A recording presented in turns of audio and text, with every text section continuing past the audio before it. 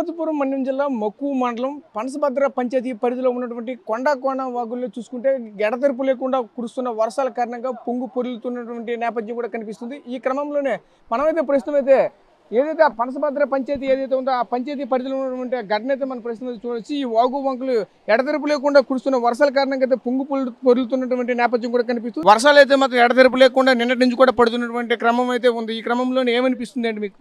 ఎన్ని వర్షాలున్నా తుఫాన్లున్నా ఆయన అనుకున్న పని ఖచ్చితంగా చేస్తారు. ఆయన నిజాయితీ గల మనిషి కాబట్టి ఈ సమస్యలు ఎన్నో ఏళ్ళ నుంచి జనాలు అనుభవిస్తున్నారు. ఈయన వచ్చిన తర్వాత ఇవన్నీ పోతాయి. ఆయన వస్తారు, అవన్నీ చేస్తారనే ఉద్దేశంతో జనాలందరూ నమ్ముకొని ఉన్నారు. ఆయన ఖచ్చితంగా చేస్తారు. ఎంత వర్షమైనా ఆయన ప్రోగ్రాం ఆపకుండా ఏ ఇబ్బంది ఉన్నా వచ్చి మన కోసం చేస్తున్నారంటే జై జనసేన, జై పవన్ కళ్యాణ్. అతనికి పదవి లేనప్పుడే చాలా వరకు చాలా ఇవి చేశారు, మంచి పనులు చేశారు. అలాగే పదవి వచ్చింది కాబట్టి ఇంకా మంచి పనులు చేస్తారని మేము చూస్తున్నాం. ఇటుపక్క మీరు చూస్తున్నారు కదా, మీరే వచ్చారు కదా, రూట్ ఎలా ఉంటుందో